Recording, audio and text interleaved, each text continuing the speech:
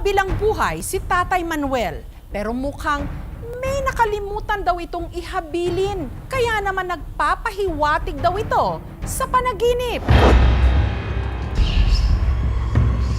Ilang linggo na raw binabagabag sa kailaliman ng kanyang pagtulog si Nanay Mercedes. Ang kamamatay lang kasi niyang mister na si Tatay Manuel, madalas niyang napapanaginipan. Napanaginipan ko, sabi niya, pag-iba mo yung bodega doon sa mga anak mo. Sa tinutukoy na bodega, malimit daw makarinig ng ingay. Titingin lang ako sa bintana, pero narinig namin ng tik-tik. Madalas, halos gabi-gabi ho yun. Halos araw-araw po. Diyan po sa may bodega. Parang nagpaparandam po siguro. Parang may gusto pa po siyang iparating. Ang kanila namang aso, katakatakang lagi raw tila may binabantayan sa bodega. Yung aso niya talagang ganun din. Katingin sa bodega niya. Anong hiwaga ba ang ikinukubli ng bodega? Sa pangingisda, binuhay ni Tatay Manuel ang 11 niyang mga anak. Namamalakaya po siya sa dagat. Pagdating po niya, tinitenda ko po siya sa San Fernando. Dahil laki sa hirap, si Tatay Manuel, istrikto raw pagdating sa pera. Kahit na alam mo lang yung wala ka ng mautangan, di ka pa mautangan. Panggastos ko lang po yung binibigay niya. Tatabi ko ito, sabing ganun. Para paggawa ko ng bangka, hindi ka na mangungutang. Pero dahil sa pagiging masinop niya sa pera, nakapagpagawa siya ng sariling bangka na nagkahalaga ng 1 milyon na mula lang daw sa sarili niyang ipon. Dito na raw sila nagkaluwag-luwag hanggang nakabili ng sariling bahay. Nagsika po siya. Sabi niya, bibigay ko yung pangarap ko hanggang magagawa ko. Nabigay naman. Dahil may sarili ng bangka, mas lumaki raw ang kita ni Tatay Manuel sa pangingisda mula 25,000 to 35,000 pesos kada 3 araw. Kaya nakabili pa siya ng ibang gamit sa pamamalakaya na pinakatago-tago raw niya sa kanilang bodega. Hindi kami nakakalapit doon, si tatay ko lang. Bumili siya ng makina, 150,000 eh. Sabi ng kapatid ko, kukunti na lang yung pera ni tatay kung may bumili siyang makina. Hanggang nito lang Agosto, inatake sa puso si Tatay Manuel. Inilamusan ko siya dahil dadali na nga siya sa ospital.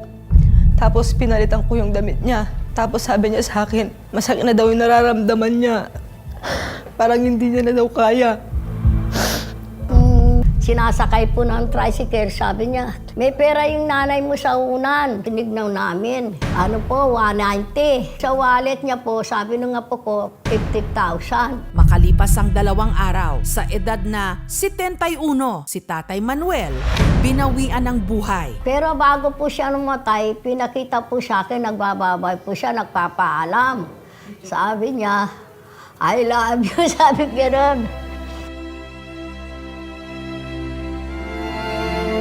Ang perang nakuha mula kay Tatay Manuel na umabot ng halos 300,000 pesos ang ipinambayad nila sa ospital at ginasto sa pagpapalibing. Nung buhay siya, swerte po siya eh. Ngayon po, lalabas po sila, nalulugi pa eh. Kinakausap ko yung larawan niya. Sabi ko, hirap pala pag wala ka. Sabi ko, gano'n lagi ako umiiyak. Hanggang napagdesisyonan nilang ibenta ang ilang gamit na naipundar ni Tatay Manuel sa bodega.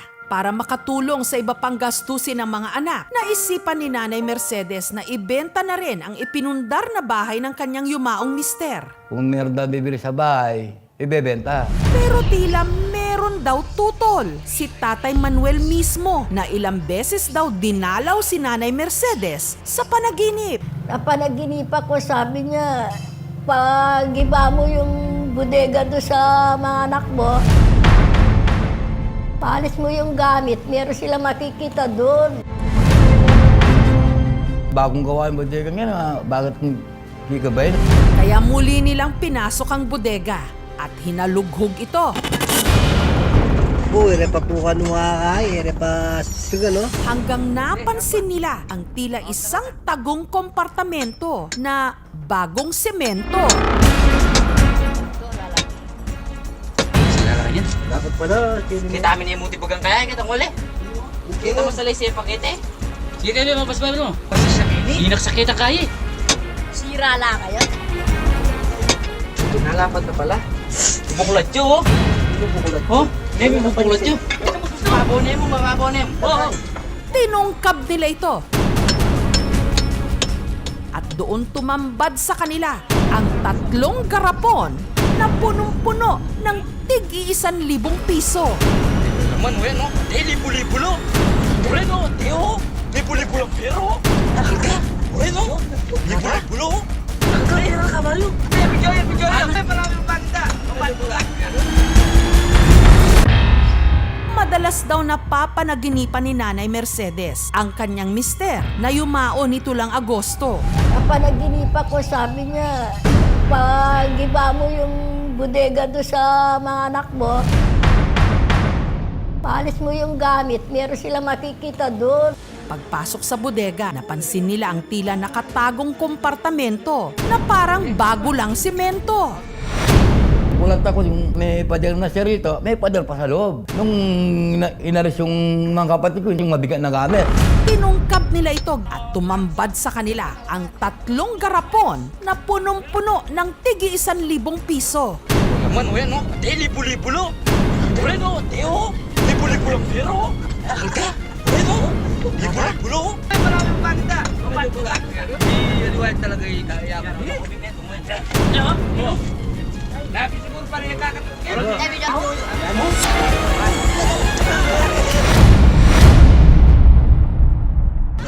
At ang laman ng mga garapon umabot na humigit kumulang 3 million pesos. Laking tulong sa amin. Mga iniwan niyang pera. Papasalamat ako sa ginawa niya sa mga anak niya. Nasunod yung mga problema nila. May tampo rin ako na pera pala siya. Di siya nagpagamot. Nagtiis yung katawan niya. Marami nga tayong pera kung wala naman si tatay, sabi ko. Anuin pa natin yan.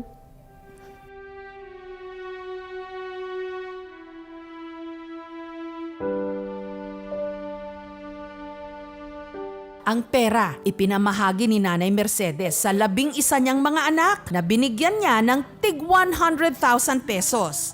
Ang natira, ipinasok nila sa bangko. Laking tulong sa amin. Yung isang kapatid, kabili ng bangka. Yung tatay namin, hanggang sa namatay, hindi kami binabayaan. Normal sa atin na kapag may namayapa tayong mahal sa buhay, madalas natin silang iniisip. Kapag yung tao is biglaang namatay at hindi nagkaroon ng pagkakataon na makapagsabi ng huling mensahe, nagpapakita yun sa panaginip ng mga naiwan nila para magpaalam.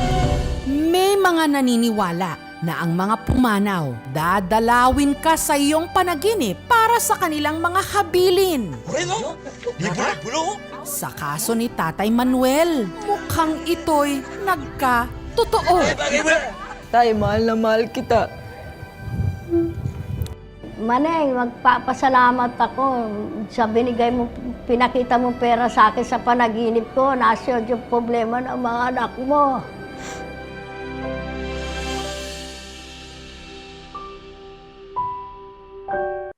Thank you for watching, mga kapuso. Kung nagustuhan niyo po ang videong ito, subscribe na sa GMA Public Affairs YouTube channel. And don't forget to hit the bell button for our latest updates.